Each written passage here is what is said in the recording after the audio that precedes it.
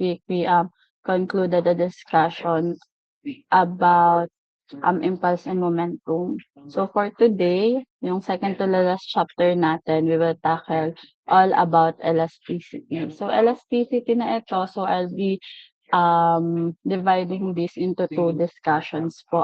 Since very short lang naman yung discussion, supposedly ay kaya siya with one meeting. However, para hindi ganun kabilis yung pacing and para ma-absorb ng lahat, hatiin natin siya into two meetings.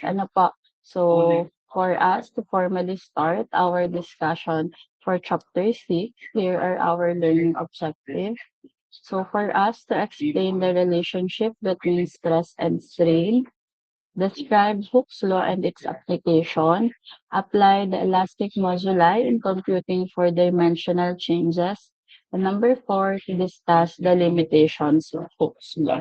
So you can find this in your lecture note, number 5, page number 253. Included po si chapter 6 doon sa module na yon.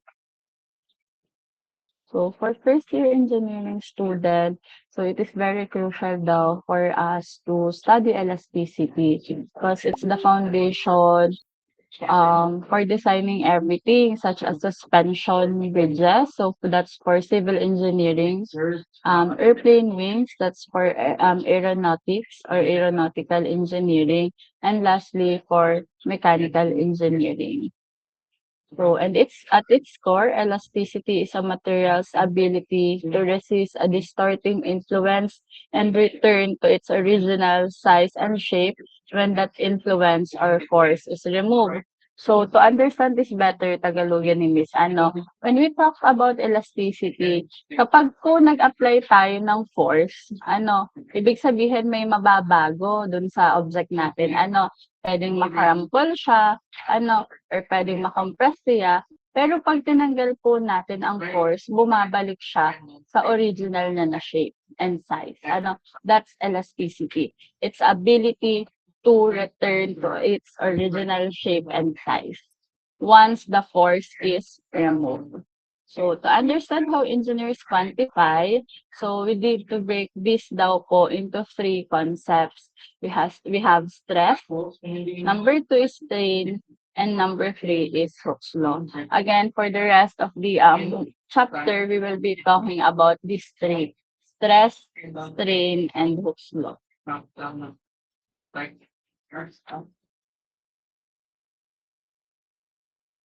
Again, so elasticity is the property of solid to return to its original shape and size after the forces has been removed. So by removing this force, material turns its original shape. We call this process as elasticity of material. Halimbawa, kumuha kayo ng rubber band or any pamuyod ninyo, kapag hinila nyo siya using your two fingers, di ba, i-stretch yung rubber band. However, kapag tinanggal natin yung force, in-insert natin using the two finger, agad-agad yung object natin, yung rubber band natin, bumabalik sa original shape. That's elasticity. Again, the ability of a solid to return to its original shape and size after the force has been removed. So elasticity can be explained by the Hooke's law. In other words, this is the amount of compression or stretching that is directly proportional to the applied force. For example, meron tayong object. Ito siya, at t is equals to 0. Siyempre, at time is equals to 0, wala pa naman pong nangyayari sa object natin. Kasi at time is equals to 0, wala pa tayong ini-insert na any force. At time is equals to t, naman, kinompress natin yung object natin. And at time is equals to 2t, bumabalik naman yung object natin to its original shape. Bakit po? Kasi the time it takes for an object to compress is the time it takes for the object to return to its original position or original shape. So this certain point is called the elastic limit of that material. It is specific for each of the material and distinguishing property of solid. Again, halimbawa, we have a rubber at time is equals to 0. Tapos nag-compress tayo ng rubber at time is equals to 5, for example, 5 seconds. So at 10 seconds naman, yung rubber natin will return to its original shape and size. So that the time it takes for one specific solid to return to its original shape. Next, let's talk about Hooke's law. Hooke's law is the scientific rule that explains how spring works. So imagine holding a spring in your hand. Imagine nyo daw, meron kayong spring. If you pull the end apart just a little bit, di ba, maglelengthen yung spring natin. And then pulls it gently. Sabi, if you pull the ends apart a lot, the spring fights back much harder. It is more difficult for you to stretch kapag sinobrang stretch mo daw ang isang spring. That's all about Hooke's law. For Hooke's law, it simply states that the distance of a spring, may it be a stretch or a compression, is directly proportional to the force applied to it. That's why nga po meron tayong formula for force that is equals to spring constant multiplied by the displacement or position. Bakit po? Kasi if we get or we obtain the formula for K, that is equals to force over position or displacement.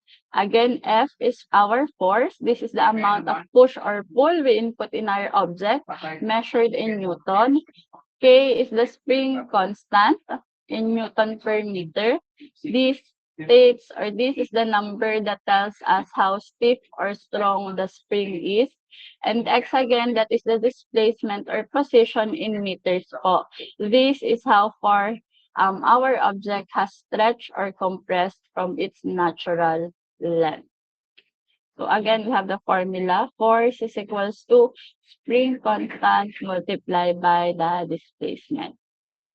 However, sometimes some references daw po uses force is equals to negative K multiplied by X. Yung negative sign daw po doon, it just says how the spring is pulling back in the opposite direction.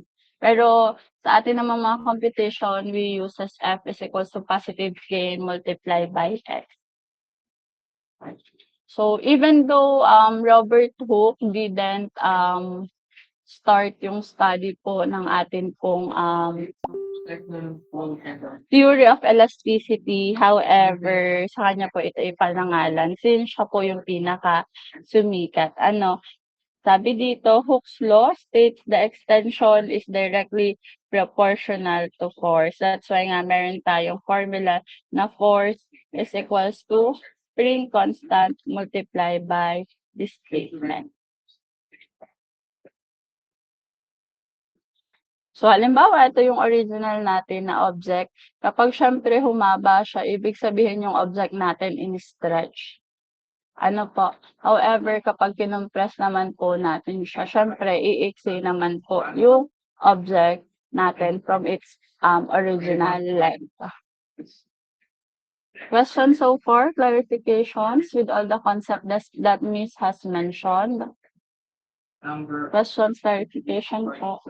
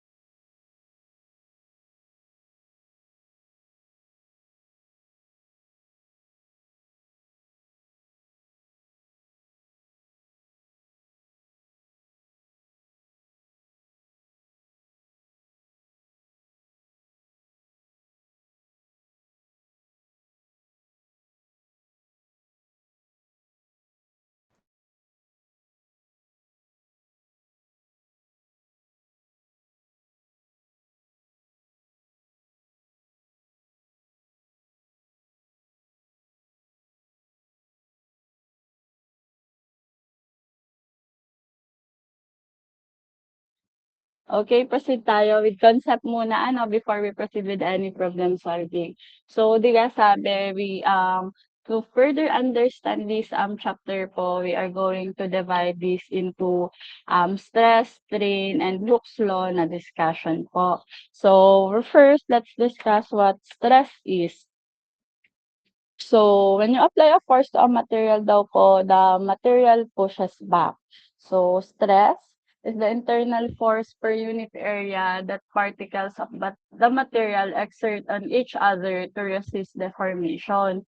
Again, this is the internal force per unit area. So, from the definition itself po, makukuha natin yung formula ng ating stress that is equals to force over area. So, stress is denoted by the symbol sigma. Ito po, sigma siya, O na may kuwit sa taas. Ano? So, sigma is equals to force over area. Where force is in Newton po, and area should be in meters squared po. For us to have a unit, Newton per meter squared, or simple Pascal, PA. Again, that's our first formula for this chapter. Stress is equals to force over area. Again, force is in Newton and area should be in meters squared para magkaroon po tayo ng unit na Newton per meter squared or Pascal. Pascal po, it follows dahil po ni Blaise Pascal, who is a French mathematician, a physicist, an inventor, and a philosopher. Pinangalan sa kanya yung unit for stress in honor of Blaise Pascal, who plays an important role in the field of physics. Number servers. Next tayo, strain. So, strain is the measure of deformation. Well, di ba, sabi kanina, si stress is the internal force. Si strain naman po is the visible result of that specific force. So, it measures how the material has deformed relative to its original size. So, strain is dimensionless, often expressed as a percentage because it is a ratio of length. Again, kung si ating stress ay may unit na Pascal po, when it comes to strain naman po, this is unitless. Bakit? Kasi this is just the ratio of length. Okay, so we have three different strains to tackle in this chapter po. The first one is normal strain. Kapag po meron tayong normal strain, it is denoted by the symbol epsilon. And thus, guys, E na maarte, epsilon. That is our normal strain. So this is the most common type you will encounter early in your studies. It happens when forces are applied perpendicular to the cross-sectional area of the material, so causing its length to change. So for tensile strain, it occurs when forces stretch the material. Kapag naman po na-push yung material po natin, meron naman tayong compressive normal strain. Again, pag tensile strain, na-stretch siya. Ibig sabihin, humaba yung material. Kapag compressive strain naman, from the word itself, compress, ibig sabihin na push back yung material, umiksi naman po. For epsilon, for our normal strain, we have the formula delta L over LO. Delta L is the change in length, and LO is the original length. Again, for epsilon or normal strain, this is unitless. So, usual units naman po natin for length ay meters. So, kung gagamitin yung unit for change in length ay meters, dapat naka-meters din po yung original length para ma-cancel out natin. Again, this is our second formula for the day. Normal strain, we have delta L over LO. Again, this is change in length over original length.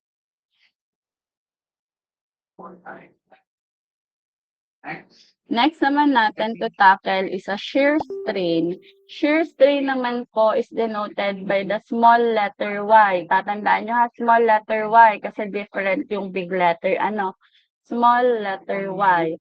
So sabi dito, while normal strain changes the size, ano size yung pinagkaiba sa normal strain? Dito naman po siya, sa shear strain is the shape. Ano, ang visible na change dito ay shape. Again, sa normal strain, size, dito po ay shape. This happens when forces are applied parallel to the surface of the material. For example po, we have a book. Pag nag-apply daw tayo ng force to a specific book, diga, mababago yung shape ng ating libro. Maiislan siya. Therefore, ang meron tayo ay shear strain. So, dito naman po, instead of measuring a change in length, shear strain measures the change in angle of an element that was originally a perfect right angle. So, for this one, for our shear strain, again, that is small letter y, this has a formula delta x over y. Delta x is the lateral displacement, while y is the height. For delta x and y, it should have same unit pa rin po para ma-cancel out natin since strain again is unitless po. So that's our third formula for today. And lastly, for bulk strain, also known as volumetric strain, for the word itself, volume, ang nababago naman po dito is the volume of the object. Again, sa normal strain, length. Sa shear strain ay shape. Sa bulk strain naman po ay overall volume of the object. So for volumetric or bulk strain naman po, we have the formula theta is equals to delta V over VO, where theta is the bulk strain of the material, delta V is the change in volume, and VO naman po is the original volume of our material.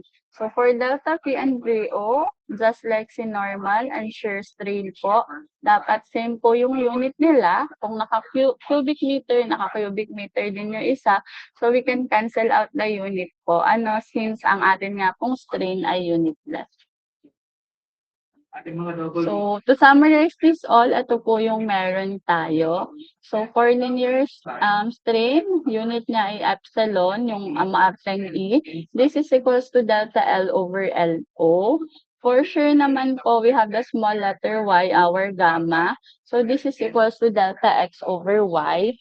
And for bulk or volumetric strain naman po, that is theta, with the formula delta V over VO.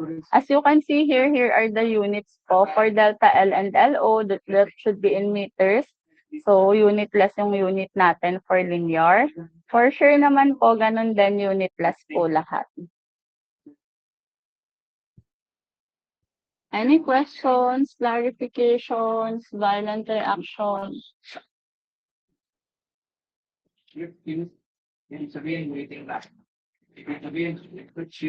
How about the others po? NDP, plans, waiting, and time. So, parang the average time na kapila, waiting for service. And then, yung sunod na set ng variables, so itong parang T-shape variable, so this is the Greek letter, lowercase, rho, or H ko, Greek letter, rho. Okay, next tayo. So for elastic modulus naman po, so the quantity that describe a material's response to stress applied to opposite faces is called Young's modulus in honor of Thomas Young. So even though Thomas Young was not the first to quantify the resistance of material, pinangalan po sa kanya or in honor yung pangalan nito because he was the most famous proponent of modulus. So, for this one, so, diba, meron tayong different strain. Meron din tayong different modulus. So, we have Young's modulus, we have shear modulus, and we have bulk modulus. Different references uses different symbols for Young's, shears, and bulk's modulus. For Young's modulus, sometimes they uses big letter E, sometimes they uses big letter Y. For shear's modulus naman, it is denoted by the symbol G or S. And lastly, for bulk or volumetric modulus, so we have K or B as its symbol. For dirt stress naman po, di ba, we have different symbols. We have for young stress po, we have itong ating dapat alam natin tawag dito, yung bilog na may kuwet. So that's our yung sigma. For tangential to opposite faces naman po, that's our shear stress. And for bulk stress naman po, that is denoted by the symbol P. And then again, for our strain naman po, we have here the formula po. formulas. For configuration change naman again for normal stress diga, ang nababago ay length. Ibig sabihin, it's either hahaba or iikse. Kapag shear naman po, yung pinaka-shape, sometimes rectangles, nagiging parallelograms, or vice versa. And lastly, for bulk stress naman, biga po bulk strain, we have yung volume naman po ang nababago. So again, ito ay summarize lang ng mga, or summary lang ng mga binanggit ni Miss kanina po. Isa lang server, infinite view system capacity. Because sabi, we have different yung modulus of elasticity po for each of the material. So we have here a table po for the different list of material and its modulus of elasticity. So we have Young's modulus of elasticity, we have bulk modulus, and we have shear modulus of elasticity. Ano nyo po malalaman? Alin ang gagamitin nyo dyan? Depende po sa problem. Kung the problem says that yung atin pong material ay shorten or lengthen, therefore we are going to use Young's modulus. Kapag naman po, ang problem says that there was a change in volume po, therefore we are going to use the bulk modulus. And kapag naman po sinabi that the material changes its shape, therefore we are going to use shear modulus of elasticity. So for this table po, you don't need to memorize this one. If kailangan po sa problem, ibibigay po sa inyo, unless na lang siya po yung hinahanap. Malinaw po ba? I hope nagme-make sense yung difference between Young's, bulk, and shear modulus of elasticity sa inyo. Questions? Clarification? Violent reaction? O1?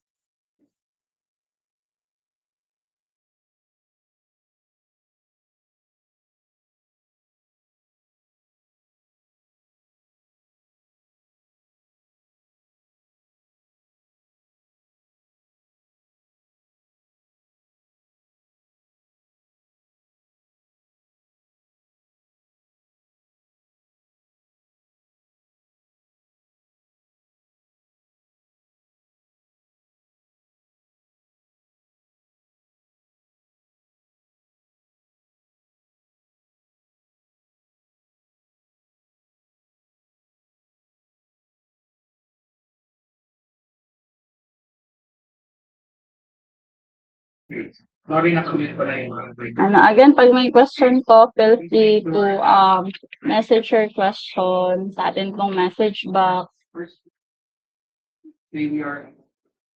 Next naman, we have tensile and compressive stress and strain. Di ka nabanggit yan kanina.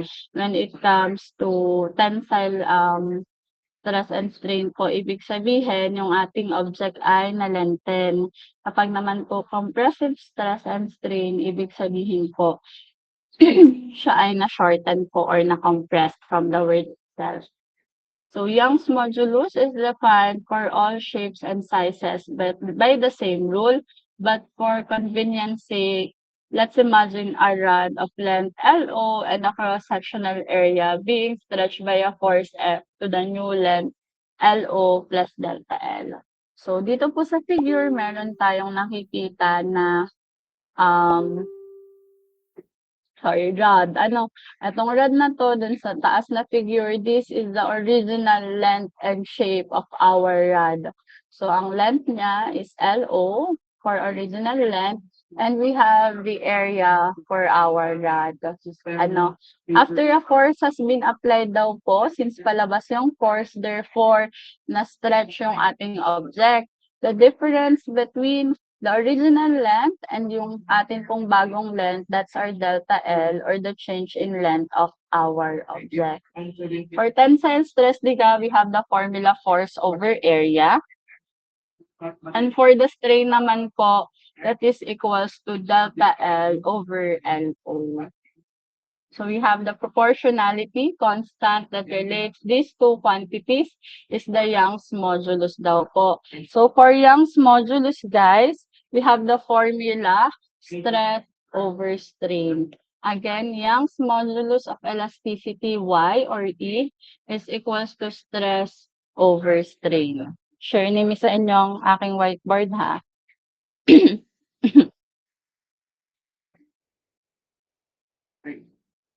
Tapos, ang yun naman, average service rate. Since ang nabanggit na curve dito, Again, we have stress natin is equals to force over area. We have strain naman po that is equals to delta L over LO.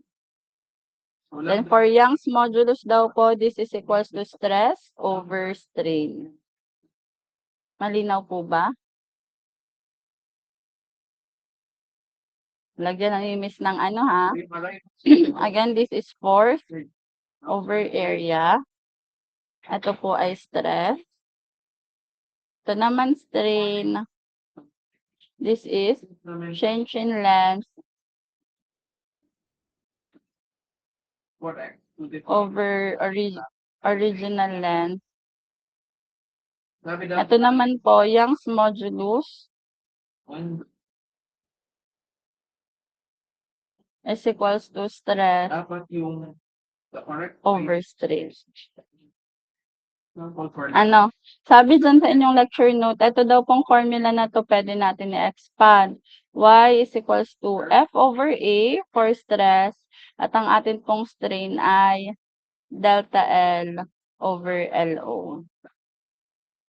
Ano, so another formula naman po for Young's modulus, we have F LO all over 2A delta L.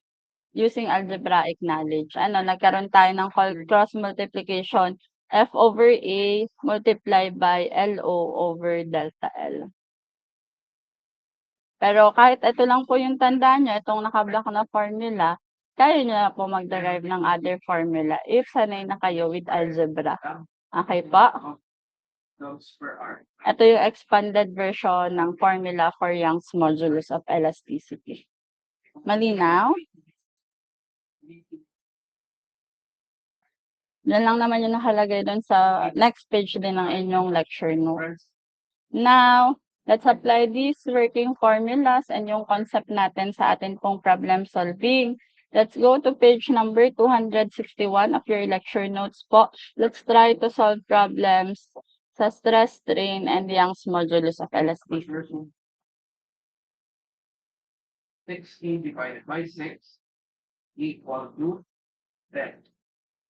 And so, sir, Sabi po dyan, a steel rod 2 meter long has a cross-sectional area of 0.30 centimeters squared.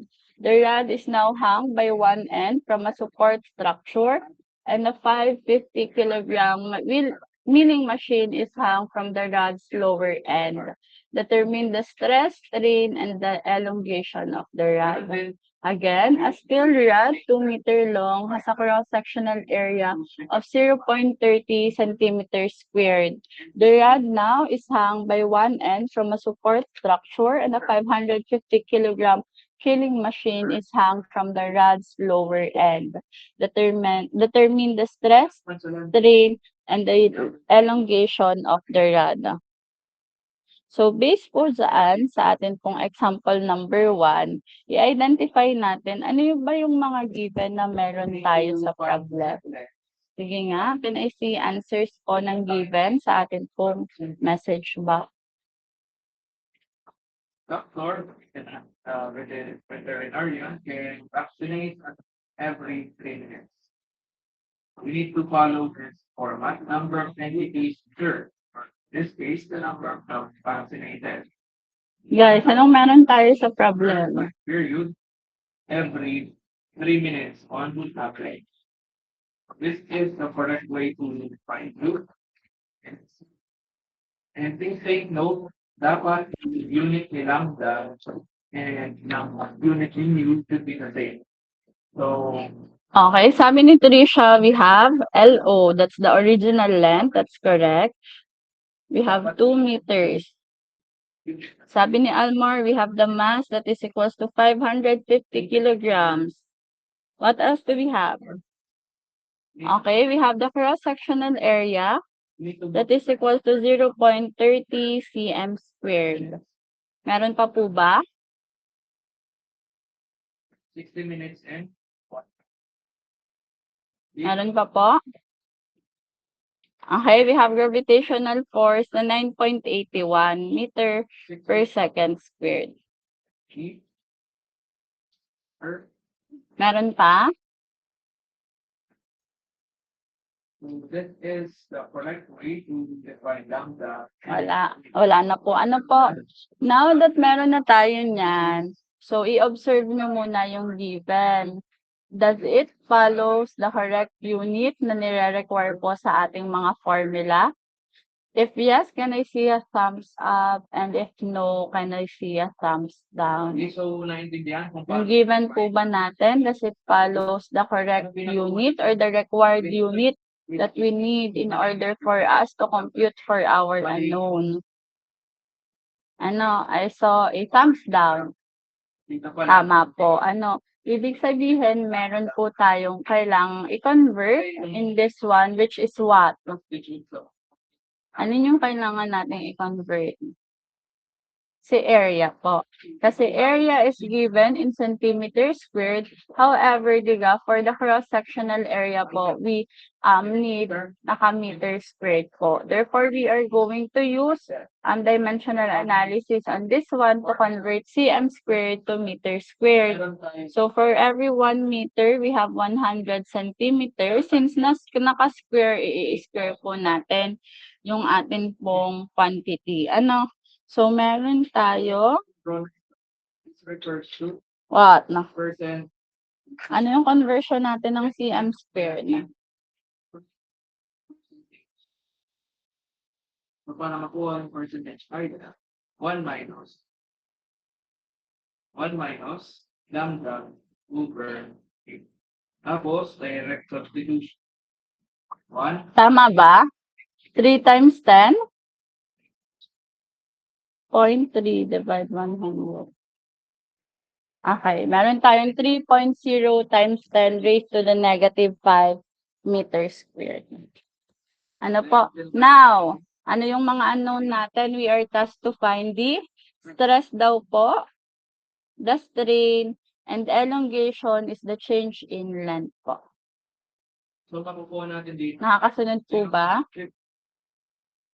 Or 50%. Okay, now to find our first unknown, guys, dun sa mga formula na ginamit, Given the sa mga formula na binanggit natin kanina, ano yung gagamitin natin in order to find yung first unknown natin, which is stress?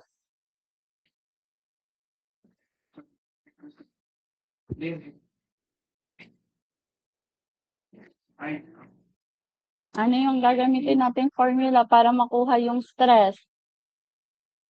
pwede. Ability. Stress is equals to what? There is 50% chance. Force over area. Yun ang ibang May given po ba tayong force? next item. Determine the proportion. As you can see sa nilista natin given, wala tayong given na force, guys. Pero meron tayong given na mass. Therefore, force natin is mass times gravitational force all over to area. And This will be our working formula for stress. Ano? Then substituting the values that we have 550 kilograms multiplied by 9.81 meter per second squared all over to our cross-sectional area na 3 times 10 raised to the negative 5 meters squared. dividing magkakaroon po tayo ng unit na Newton per meter squared or Pascal. That is equals to what? 550 times 9.81 divided by,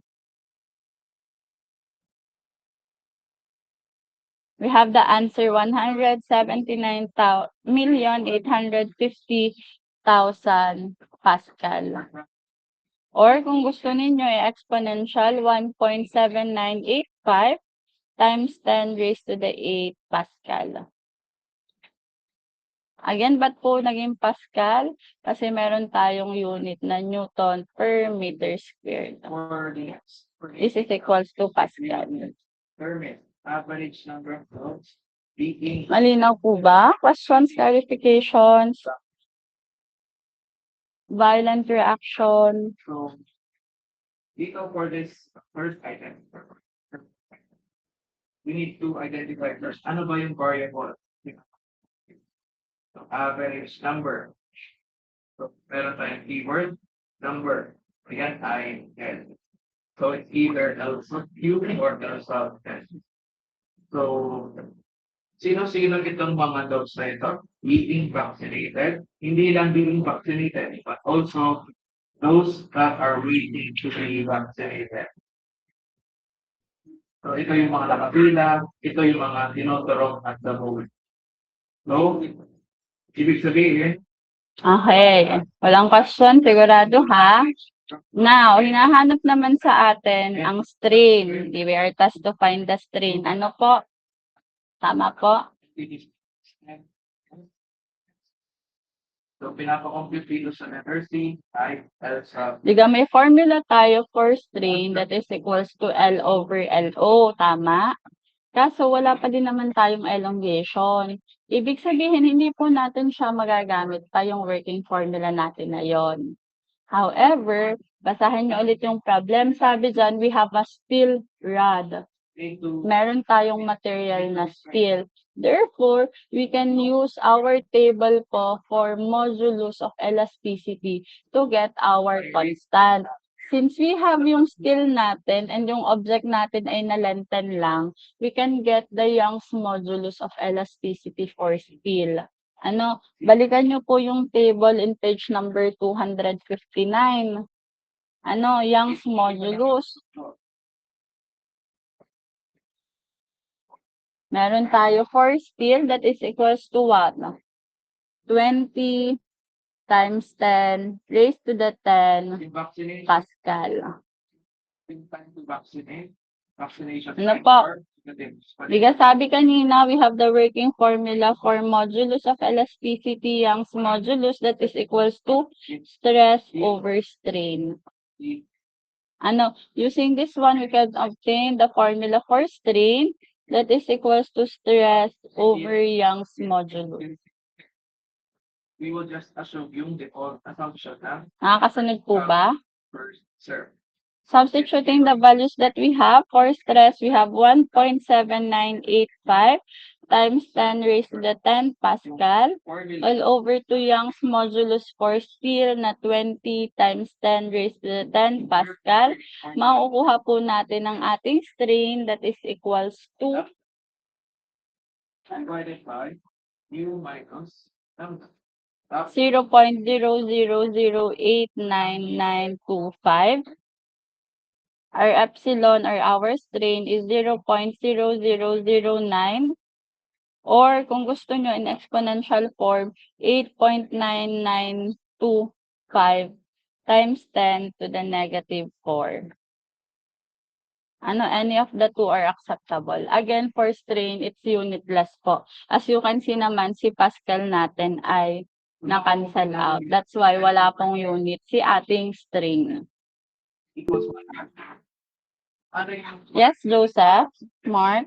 average Kung hindi ka po raised to 8 po yung stress. Yeah, raise to 8 ito. Thank you. hindi mawala.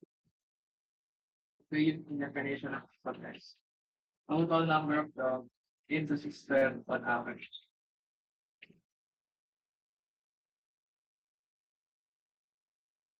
Okay, next. Nakakasunod po ba ang lahat? Questions, clarifications, violent reactions. Ano?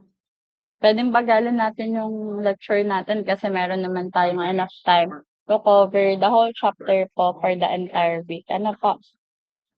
Kaya lahat ng mga questions and clarifications ninyo, pwede natin i-answer. Also, from grade eight, And lastly, for number 1, we are tasked to find the elongation or the change in length. Ano? Since meron na po tayong strain, we can use the formula for strain that is equals to delta L over LO. provided you. Using our knowledge in algebra again, we can obtain for the formula for elongation or change in length that is equals to strain multiplied by the original length. Ano, substituting the values that we have, pwedeng 0.0009 times, 0.00, ito. Or Ayan, ano, times yung LO natin na 2.0 meters, makukuha natin ang change in length that is equals to 0.0018 meters. Or pwede naman gamitin nyo yung exponential form. Meron tayong 8.9925 times 10 to the negative 4 multiply by 2 meter. Makukuha nyo ang change in length that is equals to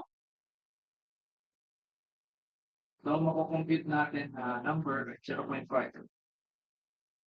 1.7985 Per unit times 10 to the negative 3 meters. on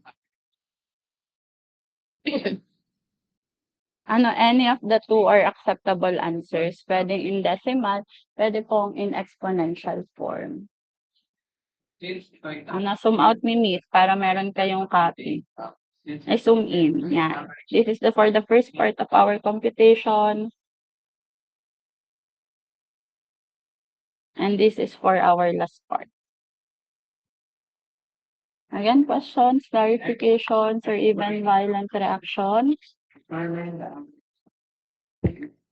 before getting back. Malinaw po ba sa lahat? Fine. What? W. Either W sub Q or W sub S. So, ano itong sign na ito? Ano yung involved dito sa sign? Okay, proceed tayo with our example problem number 2. W sub P. Sabi po dyan, a relaxed bicep muscle requires a force of 25 Newton for an elongation of 3 centimeter. The same muscle under maximum tension naman po requires a 500 Newton force for the same elongation. Find Young's modulus for the muscle tissue under each of these conditions. If the muscle is assumed to be uniform cylinder with length 0.2 meter and cross-sectional area of 50 centimeters squared. Okay, again, kindly read example number 2 and identify what are the given provided in this problem. 10 over 20 times.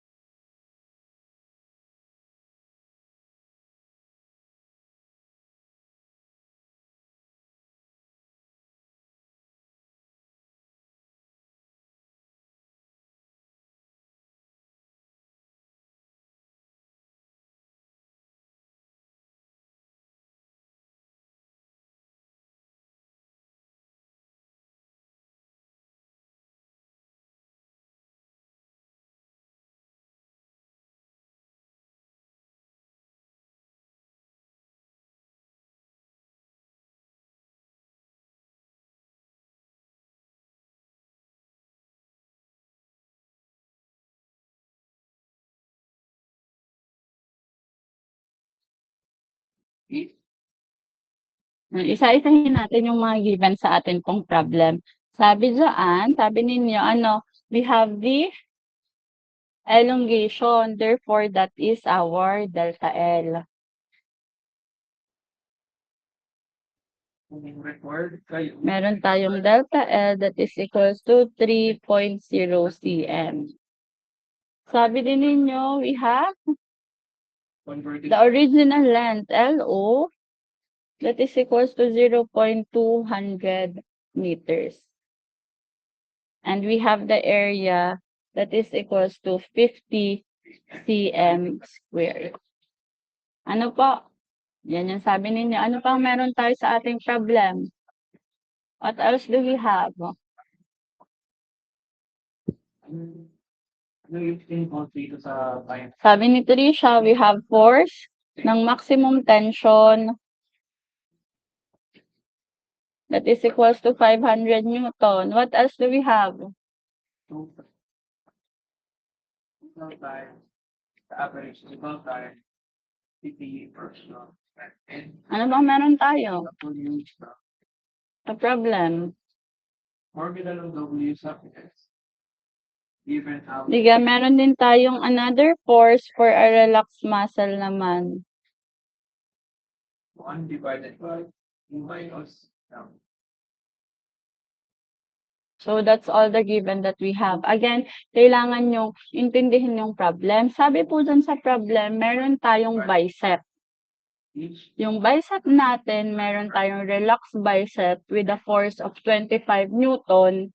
And for us to have a maximum yung ating naman pong tension sa atin pong muscle, we have 500 Newton. So, dalawang condition. Same daw po yung scenario natin. We have the change in length that is 3 centimeter. We have the original length that is 0.2 meter. And we have the cross-section area of 50 centimeters squared. Ang tinatanong po sa atin, find the Young's modulus of the muscle under each of the condition. Ibig sabihin, kung meron tayong dalawang condition sa muscle natin, yung relax at yung maximum tension. Therefore, we are tasked to find two Young's modulus. Again, one is for the relaxed muscle, you and one is for the maximum tension. average total time spent in the Makakasunod po ba? waiting time and Again, that's just based on what is stated in our example problem number 2. 1 Now, before we proceed with any of our computation, again, you need to observe the unit of our given.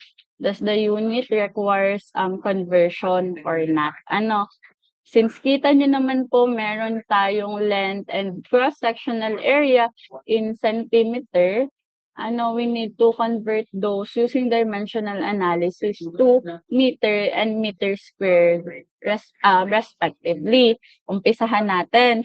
Si 3 centimeter, again, i-convert natin siya into meter. So, magkakaroon tayo ng 100 cm to 1 meter. Therefore, this is equivalent to una 0.03 meters.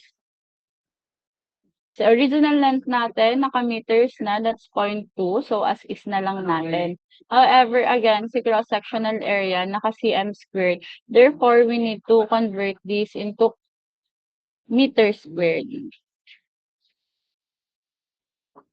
This is equivalent to 5.0 times 10 to the negative 3 m squared. and then challenge is Nakakasunod po ba? Okay. Now, kunin na natin yung unknown natin. Ano nga po yung formula natin for Young's modulus? okay, let's try another example. Running context into What is the formula that I have mentioned earlier for us to find the Young's modulus of elasticity?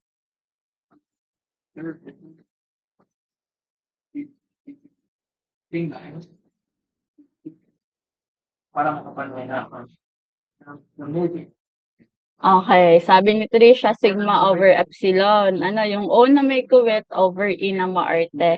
That is equals to our Young's modulus, E, or some references again uses Y. E is equals to stress over strain. Or Y is equals to stress over strain. Depende na lang sa inyo anong gusto nyong sauluhin dyan. Pero kung ako personally, Y ako. For youngs, Y. For bulks, B. For, yung isa pa, liga S. Shear naman. Pero again, depende sa inyo kung anong gusto nyong gamitin symbol. Malinaw po ba? Again, hinahanapan tayo for the relaxed muscle and for the maximum tension. Unahin natin si relaxed muscle. This is equals to stress over strain. Meron na ba tayong stress?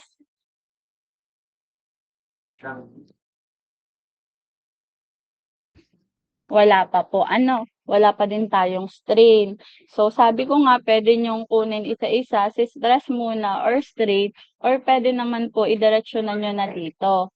Nasa numerator natin si strain, si stress, na merong formula na force over area. Tapos si strain naman po ay delta L over LO. Tandaan nyo yung isa kong sinulat kanina na formula for Young's modulus. Ito na po yung gagamitin natin. Y relax is equals to F LO over A delta L. Again, derived pa din po siya sa stress over strain na formula. Malinaw po ba? So, pwedeng you memorize this formula or pwedeng ito din i-memorize ninyo para hindi na kayo mag-derive kung kayo ay nahihirapan. Ano pa? Nakakasunod ba ang lahat? Again, it's up to you paano kayo madadalian. It's up to you paano nyo papasimplehin. Now that we have our working formula po, we can substitute na yung mga given natin para mahanap yung unknown natin. So, we have, for the relaxed muscle, again, ang force natin ay 25 Newton multiply by our LO, that's our original length, that is equals to 0.200 meter, all over to our area, that is equals to 5.0 times 10 raised to the negative 3 meters squared, multiplied by our delta L, that is equals to 0.03 meters. Cancel natin si isang M. Ang matitira sa atin ay Newton per meter squared, which is equivalent to Pascal. Now, typing this in your calculator, ang Y ng relaxed muscle natin is equals to 25 multiplied by 0.2 all over to 5.0 times 10 raised to the negative 3 multiplied by 0.03. Makukuha na po natin ang Young's modulus for the relaxed muscle, that is equals to what?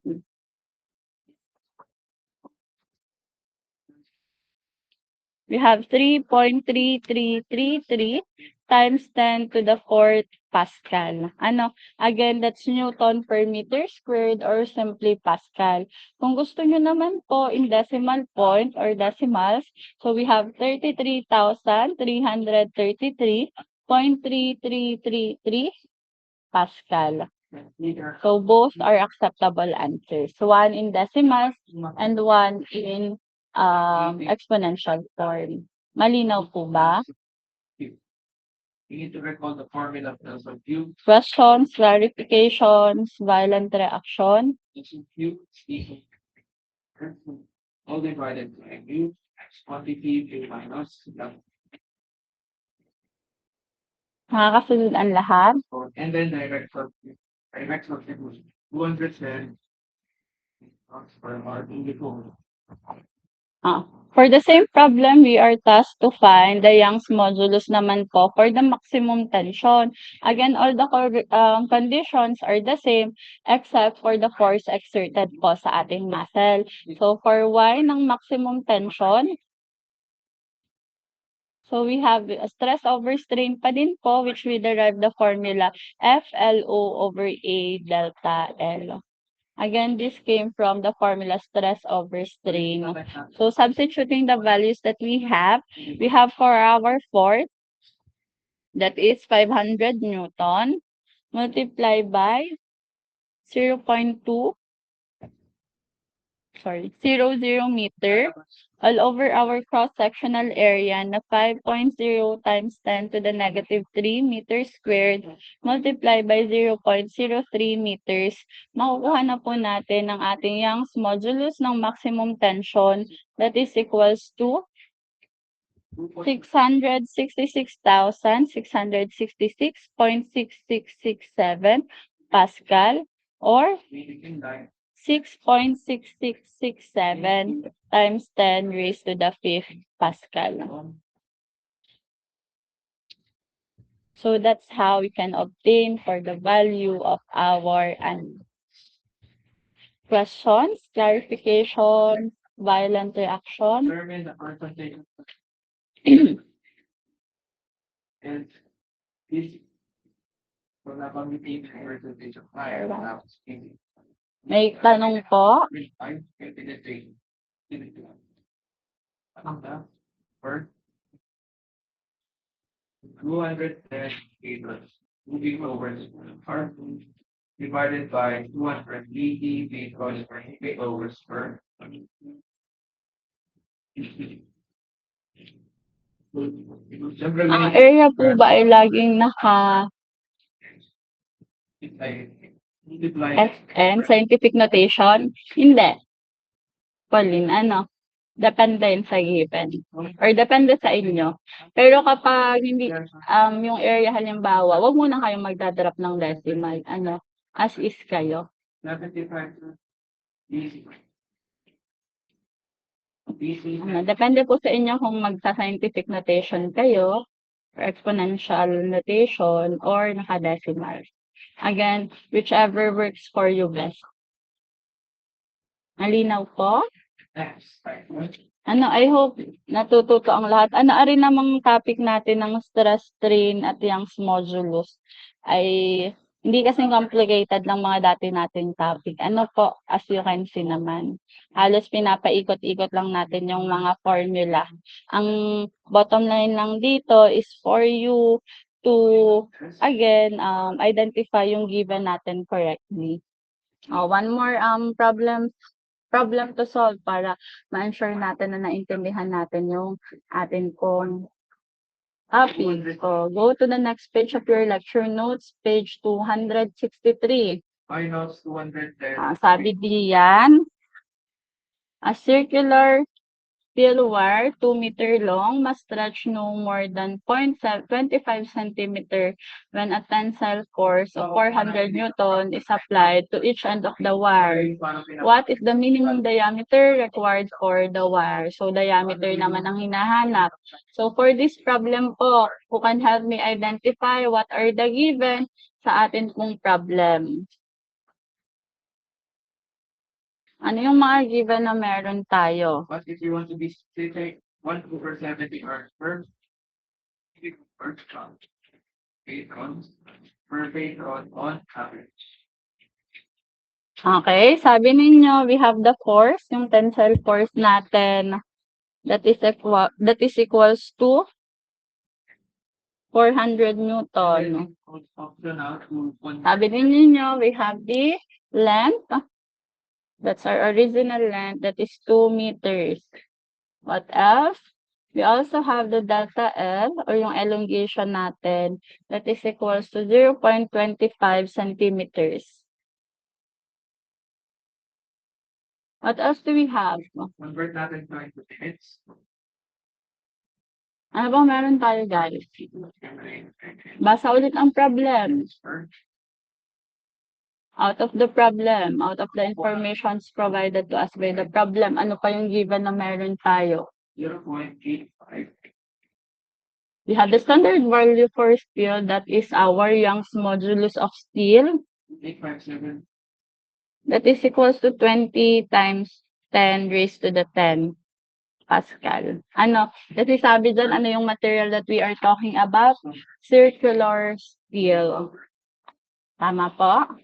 Meron tayong circular steel. That's why we are getting the Y ng ating pong steel. Young's modulus ng steel. Nakukuha po ba? Okay, next. Then we are tasked to find the diameter. Based sa atin pong given, di ba? Ano yung una nating makukuha? Ano yung formula na pwede natin i-apply para may ma-obtain tayong value? Sige nga, i-assess ninyo kung kayo ang magsasagot ng problem na ito. Ano yung ataking gagawin ninyo? Ano yung gusto nyong makuha?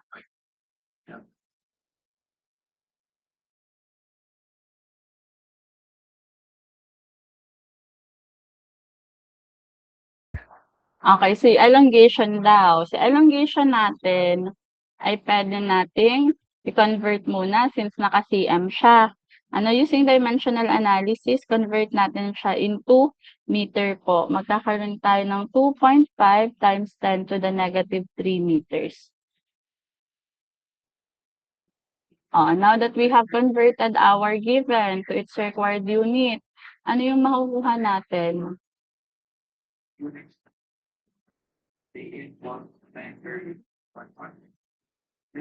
Diga, meron tayong given na yung modulus. This is equals to stress over strain. Ano po? Again, for Young's modulus, kapag in-apply natin yung formula for stress and strain, magkakaroon tayo ng FLA all over 2. Ano? A delta L. Tama po? Again, applying force over area all over 2 delta L over LO, sorry. Thank you po. Okay po tayo. Again, we have FLO over A delta L. Based sa problem natin, sa given sa problem, ano yung makukuha natin pag ginamit natin yung formula na yan? Diga, meron tayong Young's modulus for steel, meron tayong force, meron tayong original length, at meron tayong elongation. E di makukuha po natin ang area. Ano? Area po ang makukuha natin. That there are more than 2 Okay. So, substituting the values for our formula po, we have 20 times 10 raised to the 10 Pascal is equals to our force na 400 Newton multiplied by our original length na 2 meter all over 2 area multiplied by our change in length that is equals to 2.5 times 10 raised to the negative 3 meter. Ano po yung area natin and ano po yung unit? And that's all for this one. Thank you.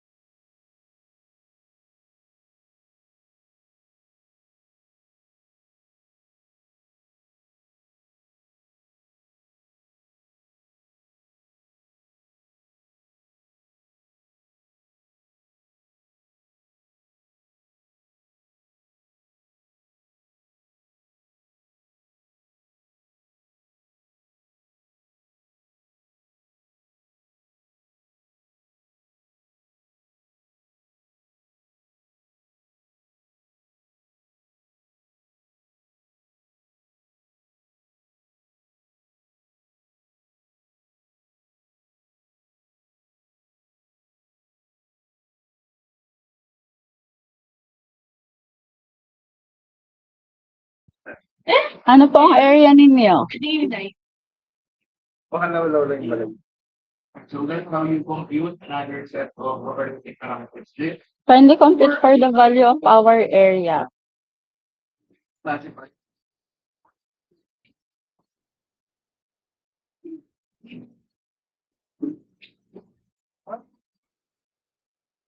Okay, so naintindihan yung mga solutions for our samples, or do you have any questions? Feel free to type your response in chat.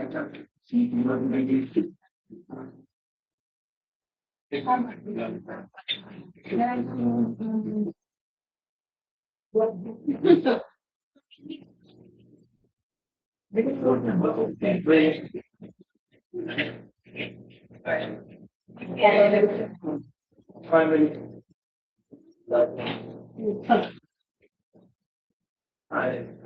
So, kung walang tanong, may mag-proceed the next call. Okay, again, before answering yung items, word problem, we need to define first yung tata, we mean tribal rate, and you mean service rate.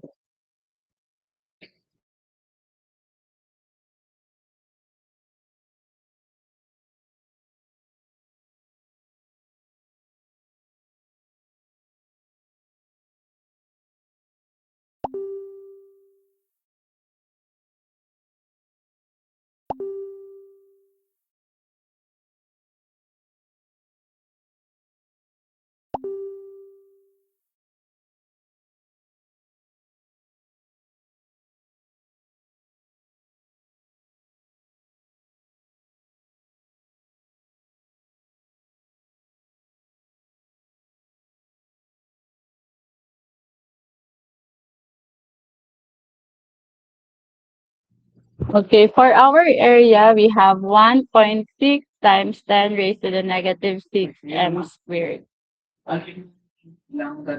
Yung value ba? Okay, po gamitan nyo lang ng shift solve or manual computation. Ano, kapag na-apply na natin yung given sa atin kung working formula, ma-obtain na natin ang value for our area. That is equals to 1.6 times 10 raised to the negative 6 meters squared. Express na. However, hindi naman area ang hinahanap sa atin ng problem. Ang hinahanap po ay diameter. Ano ngayon yung gagamitin nating working formula for our area? Area is equals to what? Guys, ano basic geometry na knowledge ninyo? Ano yung gagamitin natin working formula for area? Ang sabi dyan, ang material natin ay circular steel. What is the formula for getting the area of a circle?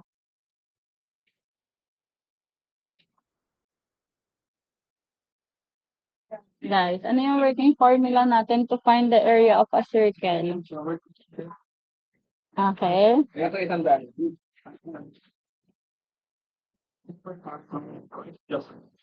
Kita mo yung ibat lang. Okay.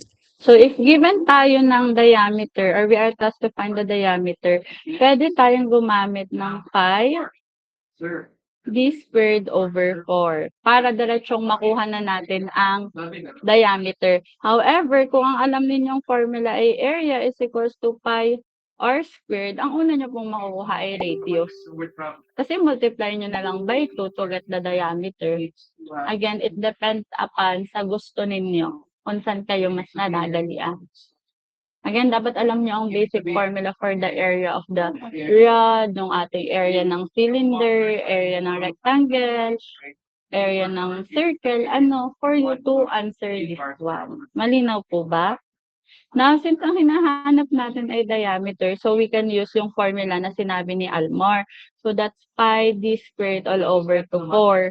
So, substituting the values that we have, 1.6 times 10 to the negative 6 m squared is equals to pi d squared over 4. So, to get d po, this is square root ng 1.6 times 10 to the negative 6 multiplied by 4 all over 2 pi. Makukuha nyo na ang value ng ating diameter that is equals to what? Subscript S per T. Kapatid ko sa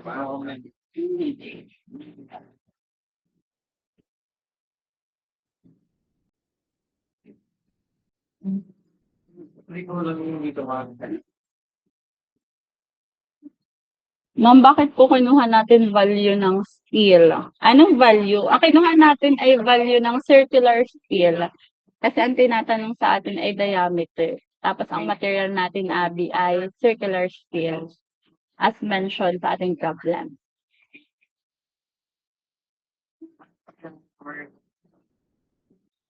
Mamaya sige ka lang pakita. Ay, wait lang. Akin na. Sige po.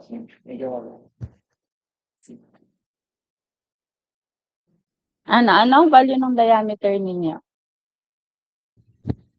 The answer is L sub S. Gagamitin natin formula ay L sub S. So we have 1.4273 times 10 to the negative 3 ba? Yeah, negative 3. Nagsabi daw ang aray mo sa Times 10 to the negative 3 meters. That's correct.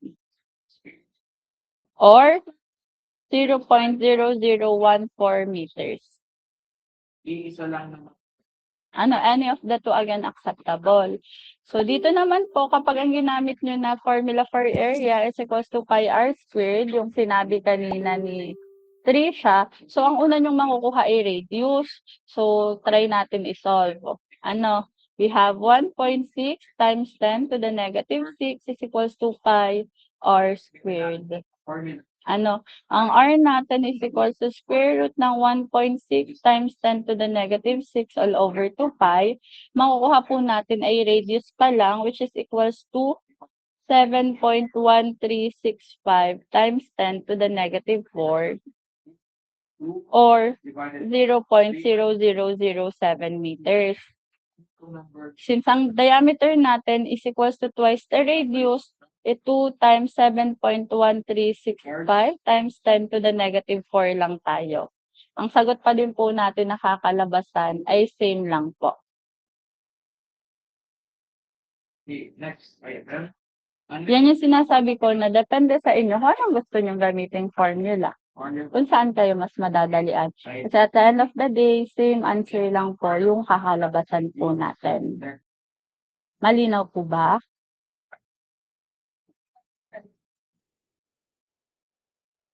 Questions, clarifications?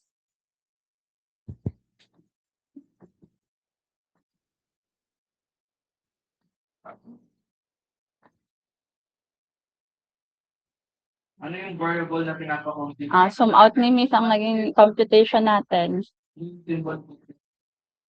para dun sa hindi nakopya ng buo. And lastly, okay na po?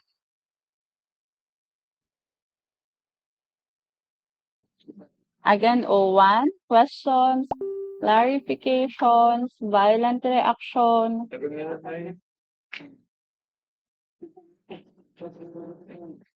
Ano yung variable? Average time. Ano ba yung variable na ginagamit sa time? Tapos inside sa shell. So kapag inside na Okay. time, Ang inaral pa lang natin, basic formula for stress, strain, at saka yung tatlong modulus natin.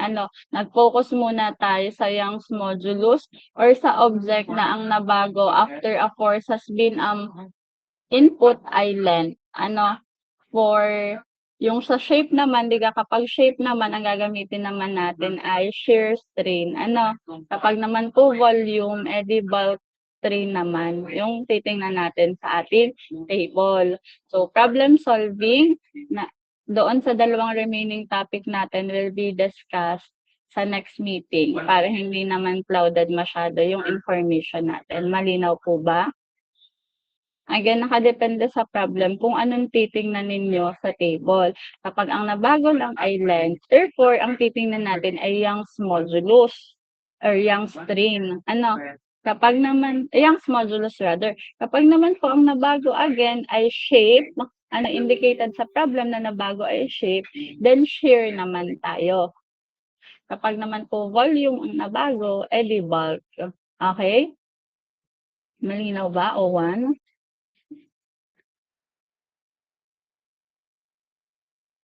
How about the others po?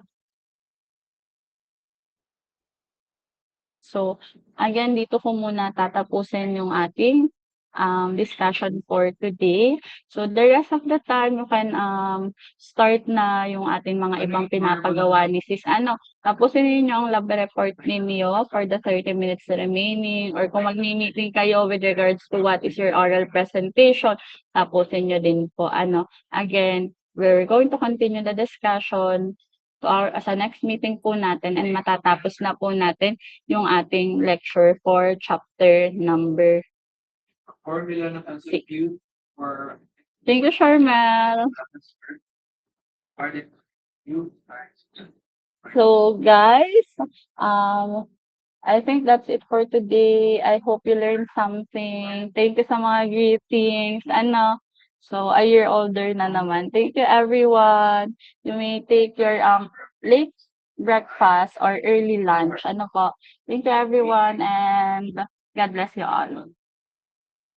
Pwede nyo naman i-display for next week. Bye po, ma'am. Happy birthday po. Thank you po. Happy birthday po! Thank you po. Happy birthday po, ma'am.